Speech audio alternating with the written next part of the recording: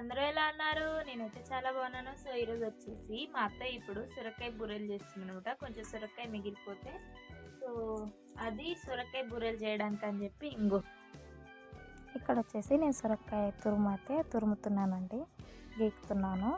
So ఇక్కడ ఇలా తురుము తీసుకోవాలి అండ్ అందులో ఉన్న గింజలు మాత్రం తీసేసేయాలి. ఓన్లీ సొరకాయ అయితే ఉంటుంది కదా, అది మాత్రమే తీసుకోవాలన్నమాట. గింజలు తీసేసి కలుపుకోండి, ఓకేనా.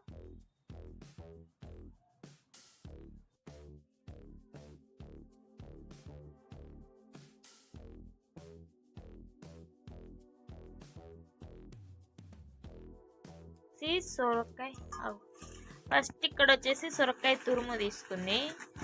ఫస్ట్ పచ్చిమిర్చి కలిపింది మా అత్తయ్య. ఏ చూపిస్తాను కానీ తీసి పక్క పెట్టి.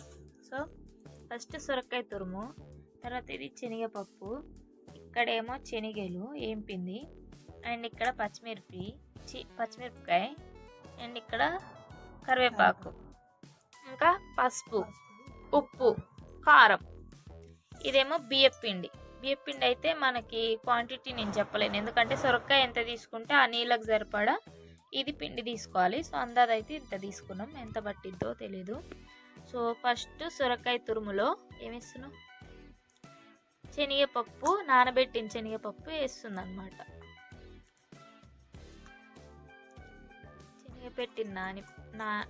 నానబెట్టిన శనగపప్పుని వేసింది. తర్వాత పచ్చిమిరపకాయలు కొంచెం, కరివేపాకు కొంచెం వేసింది, అండ్ పల్లీలు.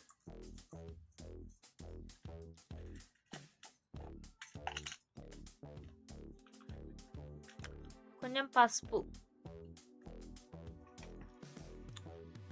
ఉప్పు చూసేయి అత్త చూడండి. కారం మీరు ఎంత తింటారో అది చూసి వేసుకోండి, ఎక్కువ వేసుకోకండి, మళ్ళీ ఘాట్ అయిపోతుంది. ఎందుకంటే పచ్చిమిరపకాయలు కూడా దంచి వేసినాం కాబట్టి కొంచెం తక్కువ వేసుకోవడం బెటర్. అండ్ ఉప్పు వేసింది.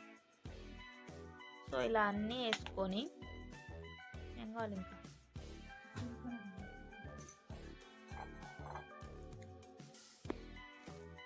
కొంచెం జీలకర్ర.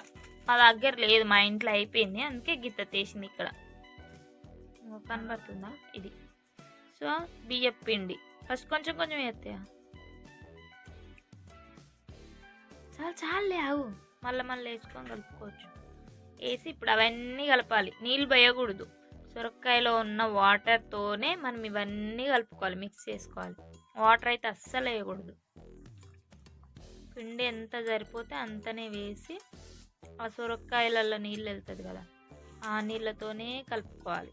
అప్పుడే మంచిగా కర్రలాడతాయి అప్పలు. సొరకాయ బూరెలు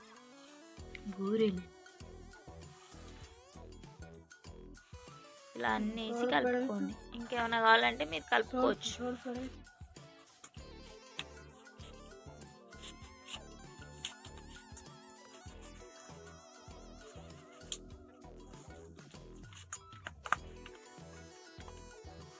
ఈ కప్పుడు పట్టింది కదా ఇప్పుడు మనకి, ఇంకో ఈ కప్పు పిండి పట్టిందండి మాకైతే, సరిపోయింది ఇంతవరకు. చూడండి, ఆయిల్ వేయలే, ఏం వేయలే, వాటర్ వేయలే, ఓన్లీ సొరకాయలో ఉన్న వాటర్తోనే కలుపుకున్నాం అనమాట. ఇది ఇలా కలుపుకుంటేనే మంచిగా ఉంటుంది. వాటర్ వేస్తే మళ్ళీ ఖరాబ్ అయిపోతుంది, మంచిగా అంత టేస్ట్ అనిపించేది.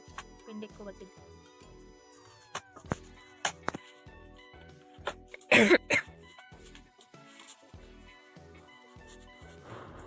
అంతే అండి. ఇంకో ఇట్లా కలుపుకొని పెట్టుకొని అవే ముద్దలు చేసి మనం పూరీలు ఎట్లా చేసుకుంటాం అట్లా చేతితో ఒత్తుకోవాలి. సో అంతే, ఆయిల్ కలుసుకోవాలి. చూడండి ఫ్రెండ్స్, లాస్ట్ ఇగో ఇలా ముద్ద చేసుకోండి. ఓకే, సో ఇప్పుడు నెక్స్ట్ ప్రాసెస్ చూద్దాం. సో ఇలా ఆయిల్ తీసుకొని చేతికి అద్దుకొని అలా ఒత్తుకోవాలి. ఓకే,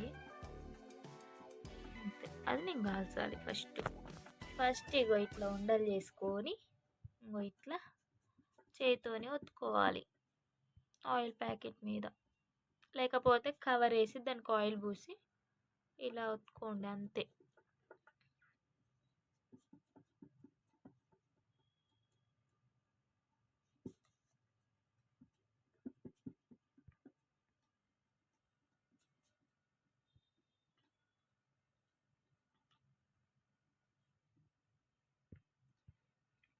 కప్పులో పోసి అమ్మ ఇంత నాకు.